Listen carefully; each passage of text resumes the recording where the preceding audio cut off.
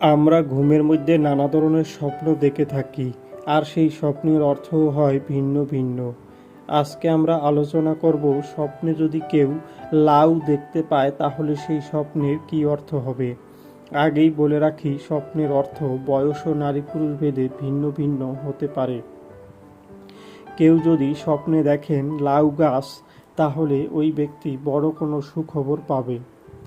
যদি কোনো ব্যক্তি স্বপ্নে দেখেন লাউ গাছ লাগাতে, তাহলে ওই ব্যক্তির কারো সাথে ভালো কোনো সম্পর্ক হবে এমনটা বোঝায়।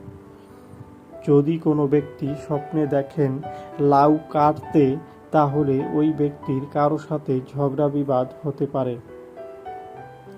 যদি কোনো ব্যক্তি স্বপ্নে দেখেন লাউ রান্না করতে, তাহলে ওই ব্যক্তির বাড়িতে কোনো নতুন অতিথি আসার সম্ভাবনা আছে।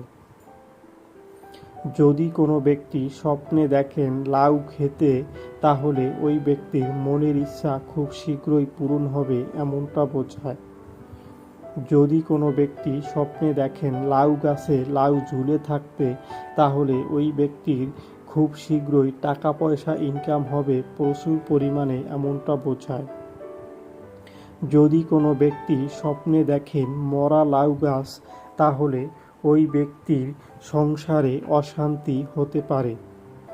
যদি কোনো ব্যক্তি স্বপ্নে দেখেন লাউ গাছে প্রচুর পরিমাণে ফুল, তাহলে ওই ব্যক্তির সংসারে যদি কোনো বৃদ্ধ লোক থাকে, তাহলে ওই ব্যক্তি অসুস্থ হলে তার সুস্থ হওয়ার সম্ভাবনা আছে। যারা যারা আমাদের ভিডিওটি দেখেছেন তাদেরকে অসংখ্য ধন্যবাদ।